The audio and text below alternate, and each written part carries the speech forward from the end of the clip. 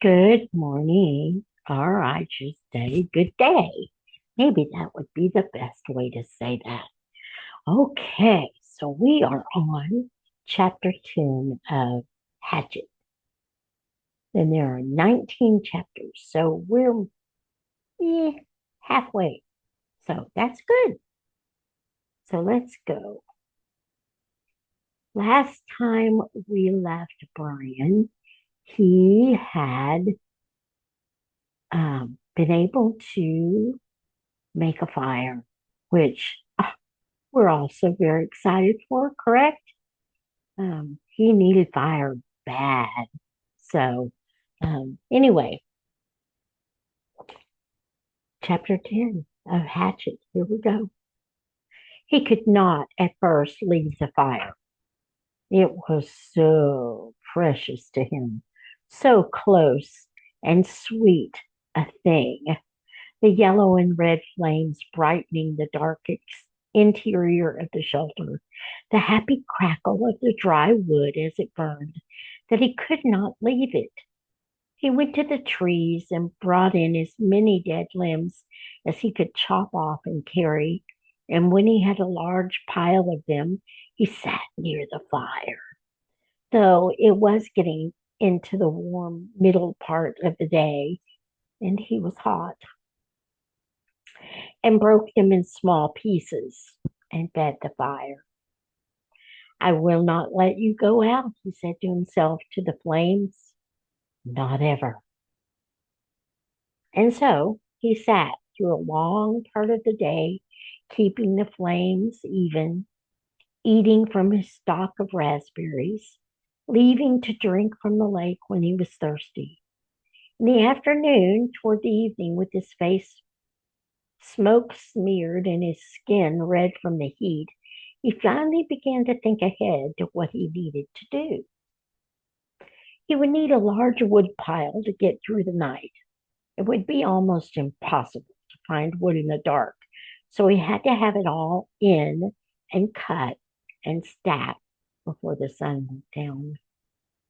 Let me make this just a tad bigger. There we go. Brian made certain the fire was banked with new wood, then went out of the shelter and searched for a good fuel supply.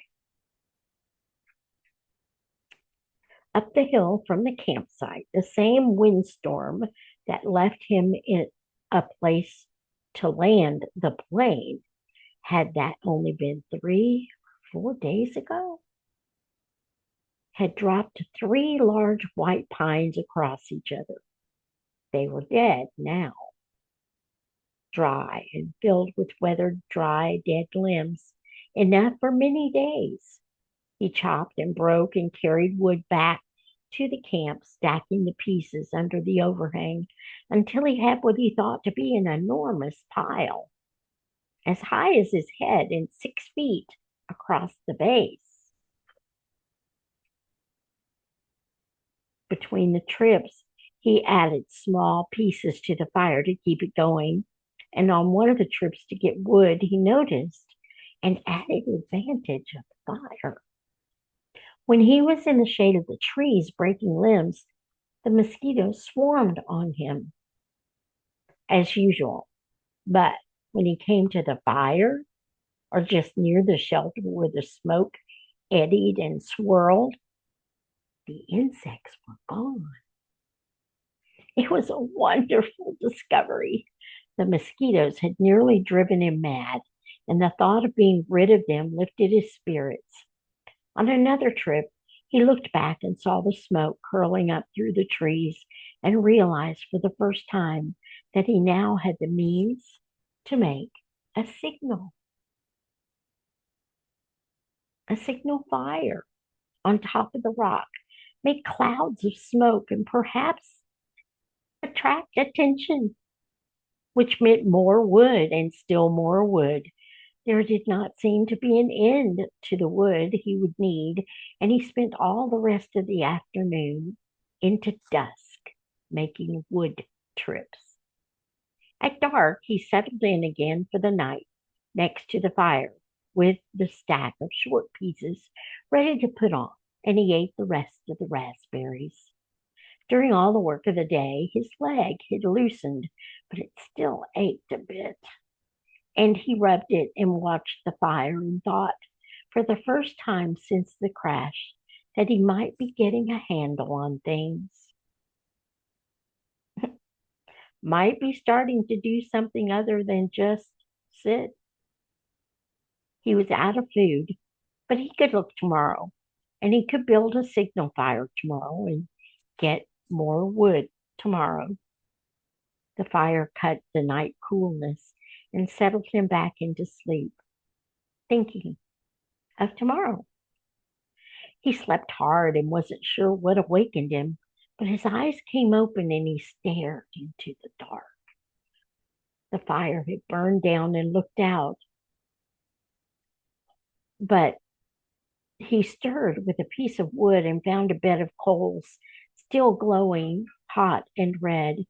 With small pieces of wood and careful blowing, he soon had a blaze going again. It had been close. He had to be sure to try and sleep in short intervals so he could keep the fire going, and he tried to think of a way to regulate his sleep, but it made him sleepy to think about it, and he was just going under again when he heard the sound outside.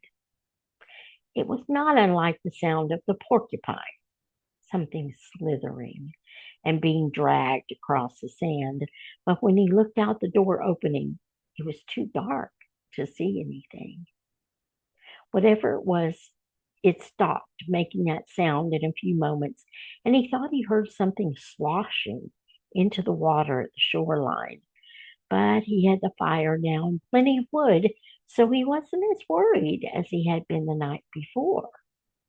He dozed, slept for a time, awakened again just at dawn gray light, and added wood to the still smoking fire before standing outside and stretching. Standing with his arms stretched over his head and the tight knot of hunger in his stomach, he looked toward the lake and saw the tracks. They were strange. A main center line up from the lake in the sand with claw marks to the side, leading to a small pile of sand, then going back down to the water. He walked over and squatted near them, studied them, tried to make sense of them. Whatever had made the tracks had some kind of flat, dragging bottom in the middle and was apparently pushed along by the legs that stuck out to the side. Up from the water to a small pile of sand, then back down into the water. Some animal, some kind of water animal that came up to the sand to do what? To do something with the sand?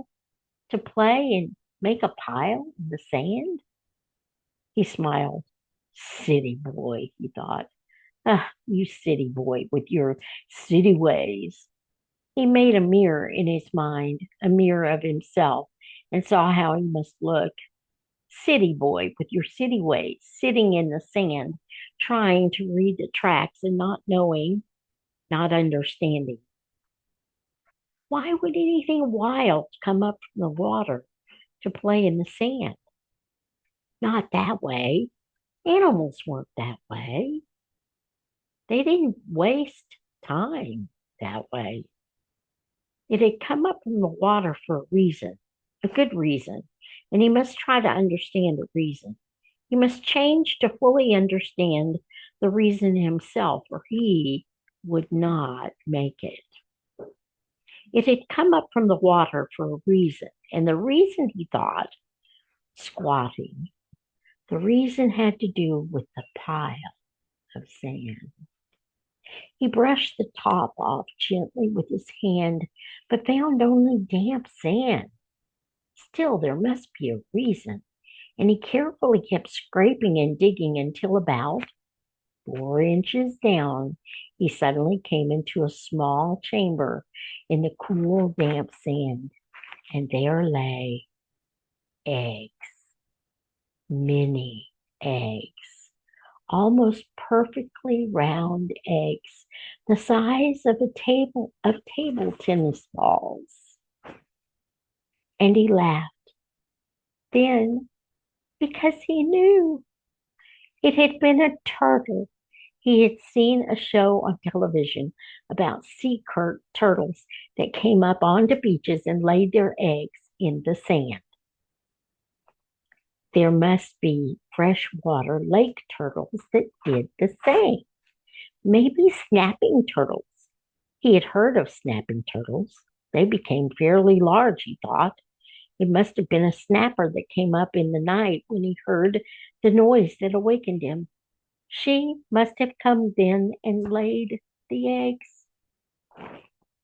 Food, more eggs, more than knowledge, more than anything. This was food. His stomach tightened and rolled and made a noise as he looked at the eggs, as if his stomach belonged to somebody else or had seen the eggs with its own eyes and was demanding food. The hunger was always there, had been somewhat controlled and dormant when there was nothing to eat, but with the eggs came the scream to eat. His whole body craved food with such an intensity that it quickened his breath. He reached into the nest and pulled the eggs out one at a time. There were 17 of them, each as round as a ball and white. They had leathery shells that gave instead of breaking when he squeezed them. When he had them heaped on the sand in a pyramid, he had never felt so rich somehow. He suddenly realized that he did not know how to eat them. He had fire, but no way to cook them, no container, and he had never thought of eating a raw egg. He had an uncle named Carter, his father's brother, who always put an egg in a glass of milk and drank it in the morning. Brian had watched him do it once, just once. And when the runny part of the white left the glass and went into his uncle's mouth and down the throat in a single gulp, Brian almost lost everything he had ever eaten. Still, he thought, still, as his stomach moved toward the backbone, and he became less and less fussy. Some natives in the world ate grasshoppers and ants, and if they could do that, he could get a raw egg down. He picked one up and tried to break the shell and found it surprisingly tough. Finally, using the hatchet, he sharpened a stick and poked a hole in the egg. He widened the hole with his finger and looked inside. Just an egg. It had a dark yellow yolk and not so much white as he thought there would be. Just an egg. Food. Just an egg he had to eat. Raw. He looked out across the lake and brought the egg to his mouth, closed his eyes, and softly squeezed the egg at the same time and swallowed as fast as he could. Ugh. It had a greasy, almost oily taste, but it was still an egg. His throat tried to throw it back up. His whole body seemed to convulse with it, but his stomach took it, held it, and demanded more. The second egg was easier, and by the third one, he had no trouble at all. It just slid down. He ate 6 of them, could have easily eaten all of them and not been full. But a part of him said to hold back, save the rest. He could not now believe the hunger. The eggs had awakened it fully, roaringly, so that it tore at him. After the 6th egg, he ripped the shell open and licked the inside clean, then went back and ripped the other 5 open and licked them out as well, and wondered if he could eat the shells. There must be some food value in them, But when he tried, they were too leathery to chew and he couldn't get them down. He stood away from the eggs for a moment, literally stood and turned away so that he could not see them. If he looked at them, he would have to eat more. He would store them in the shelter and eat only one a day. He fought the hunger down again, controlled it. He would take them now and store them and save them and eat one a day. And he realized as he thought it that he had forgotten that they might come. The searchers. Surely they would come before he could eat all the eggs at one a day. He had forgotten to think about them, and that wasn't good. He had to keep thinking of them because if he forgot them and did not think of them, they might forget about him. And he had to keep hoping. He had to keep hoping.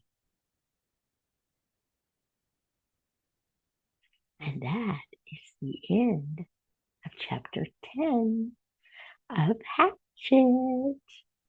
Until next time, may the Lord bless you and keep you. May he make his face to shine upon you and be gracious to you. May the Lord lift up his countenance upon you and grant you his peace.